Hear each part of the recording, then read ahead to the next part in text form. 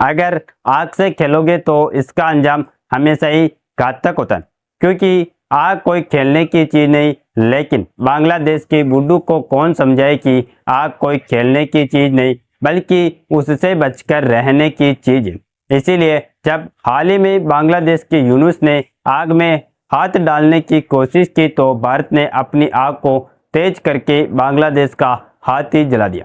और बांग्लादेश का हाथ भी ऐसे जल चुका है कि उन्हें कोई डॉक्टर भी नहीं मिल रहे, क्योंकि हाल ही में खबर निकल कर आ रही है कि भारत के पीएम मोदी जी ने बांग्लादेश के बुद्ध को ऐसा पाठ पढ़ाया कि उनकी सबसे बड़ी इंडस्ट्री बर्बाद हो चुकी है। दरअसल अभी तक अमेरिका से लेकर यूरोप तक बांग्लादेश के सामानों को भारत के रास्ते होते हुए ही पहुंचाया जा रहा है, लेकिन हाल ही में भारत ने इनको तगड़ा सबक सिखाने के लिए इस सुविधा को रोक दिया। उसके बाद जब बांग्लादेश को भारत के द्वारा ट्रांसशिपमेंट रोकने के कारण होने वाले नुकसान का आंकड़ा पेश किया तो इससे बांग्लादेश की नींदें उड़ गई। और न सिर्फ बांग्लादेश बल्कि भारत के पड़ोसी देश भी सोचने पर मजबूर हो चुके कि अगर वह भारत के साथ खिलवाड़ खेलने की कोशिश करते हैं तो उनके साथ भी भारत ऐसा ही कर सकता है। फिलहाल पूरी डेवलपमेंट क्या है इस वीडियो में समझते हैं। नमस्कार दोस्तों, मैं राधेश्याम और आप देख रहे हैं KSR न्यूज 24। दरअसल हम आपसे एक बात कई बार कह चुके हैं और एक बार फिर से कह रहे हैं कि बांग्लादेश कदम कदम पर भारत के ऊपर डिपेंडेंट है। ऐसा कोई सेक्टर नहीं होगा बांग्लादेश का जिसमें भारत से 1% भी मदद ना ली जाती हो। डायरेक्टली नहीं तो इनडायरेक्टली बांग्लादेश की डिपेंडेंसी हर एक मामले में भारत पर देखने को मिल जाती है। लेकिन इसमें से भी जो सबसे खतरनाक मामला है वह है ट्रांसशिप, जिस मामले में बांग्लादेश भारत पर इतना ज़्यादा डिपेंडेंट है कि अगर ट्रांसशिप के मामले में भारत ने काफ़ी पहले ही धोखा दे दिया होता तो आज जो बांग्लादेश भारत को आंखें दिखा रहा है ये बांग्लादेश भारत को आंखें दिखाने की कोशिश ना करता।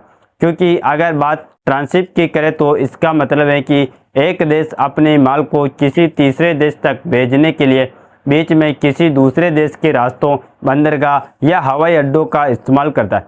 इसे आप एक शॉर्टकट हाईवे की तरह समझे जो किसी और के घर से होकर गुजरता है। और ठीक इसी तरीके से भारत भी शॉर्टकट हाईवे के जरिए अपने लगभग सभी पड़ोसी देशों को ट्रांसशिप की सुविधा देता है। लेकिन खासकर अगर बांग्लादेश की बात की जाए तो बांग्लादेश भारत की ट्रांसफर शिपमेंट सुविधा का एक बड़े लेवल पर इस्तेमाल करता है और केवल भारत के इसी एक के माध्यम से द्वारा बांग्लादेश से हर साल करोड़ों का माल तीसरे देश में एक्सपोर्ट किया जाता है। आपको बता दें कि बांग्लादेश अपने सामान जैसे कि कपड़े और जूते को ट्रकों या कंटेनरों में भारत के पेट्रोपोल जैसे बॉर्डर पॉइंट्स तक भेजता था। वहां से भारत के कस्टम स्टेशनों जैसे कि कोलकाता, दिल्ली, मुंबई के बंदरगाह या हवाई अड्डे के जरिए यह सामान यूरोप, अमेरिका, मिडल ईस्ट जैसे देशों में जाता था। भारत इसके लिए कोई टैक्स नहीं लेता था, यानी बांग्लादेश को फ्री हाईवे मिला हुआ था। इससे बांग्लादेश का समय और पैसा दोनों बचता था, क्योंकि उनके अपने बंदरगाह उतने बड़े या कॉन्टैक्ट नहीं है। लेकिन हाल ही में बांग्लादेश की हरकतों को देखते हुए भारत ने इस ट्रांसशिप सुविधा को उनके लिए पूरी तरीके से बैन कर दिया। वैसे तो भारत ने यह फैसला अचानक लिया, लेकिन यह फैसला उतना भी अचानक नहीं था। इसके पीछे कुछ ठोस कारण भी है और वह है छिपा हुआ मसाला।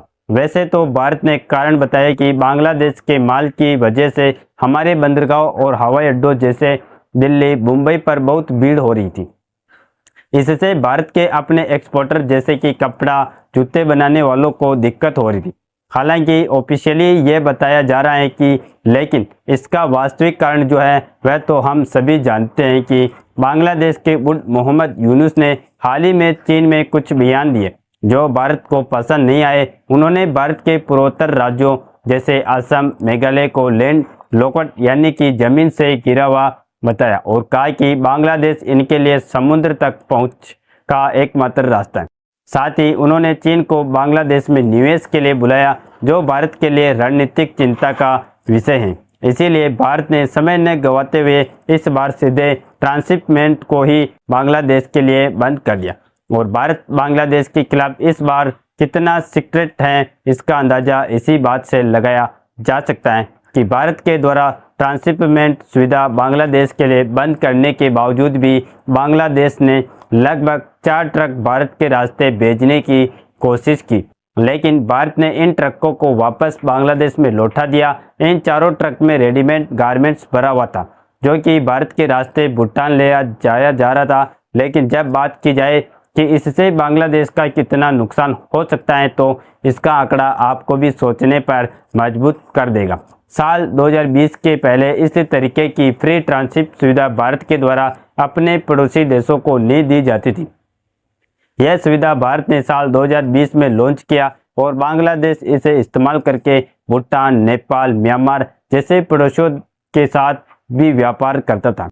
और जब हाल ही में देखा जाने लगा कि आखिरकार भारत की इस ट्रांसिट सुविधा का उपयोग करके बांग्लादेश किस तरीके से फ़ायदा उठा रहा है, तो यह देखने को मिल रहा है कि केवल भारत की इस ट्रांसिट की सुविधा की वजह से पिछले साल बांग्लादेश का एक्सपोर्ट 46% तक बढ़ चुका है।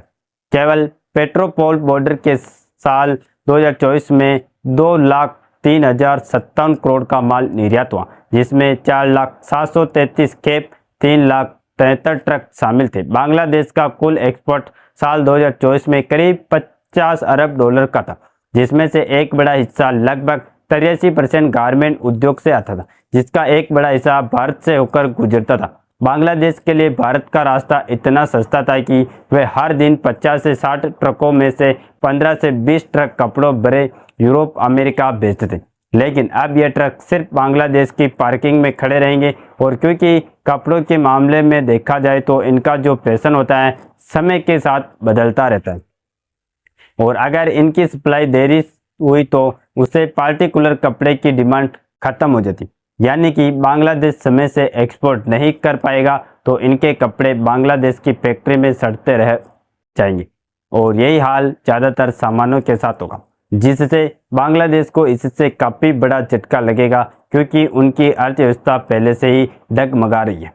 और देखा जाए तो बांग्लादेश अब अपने बंदरगाहों जैसे चटगांव, मोंगला पर निर्भर होगा, जो पहले से ही भीड़ भाड़ और कम कंजेस्टेड है। इससे शिपिंग में 2 से 3 गुना ज़्यादा समय और लगेगा। इससे ऐसे समझे कि मान लो बांग्लादेश को यूरोप में कपड़े भेजने हैं तो पहले भारत के रास्ते 10 दिन में माल पहुंचता था, अब चटगांव से शिपिंग लेने में 20 दिन और ज़्यादा तो लगेगा ही, साथ ही किराए भी ज़्यादा लगे। भारत के बंदरगाहों और हवाई अड्डों पर भीड़ कम होगी, जिससे भारतीय एक्सपोर्टर जैसे कि कपड़ा, जूते, आभूषण तेजी से और सस्ते भी माल भेज सकेंगे। बाकी आपको क्या लगता है कि भारत ने बांग्लादेश के खिलाफ ऐसा कदम उठाकर कैसा किया? अपनी राय कमेंट में ज़रूर बताएं, और इस वीडियो को एक लाइक करके अपने दोस्तों तक शेयर ज़रूर करें, ताकि उन्हें भी जानकारी मिल सके। और इसी तरह नॉलेजेबल वीडियो देखने के लिए हमारे चैनल को सब्सक्राइब करके बेल आइकन को ऑल पर जरूर सेलेक्ट करें। जय श्री राम, जय हिंद, जय भारत।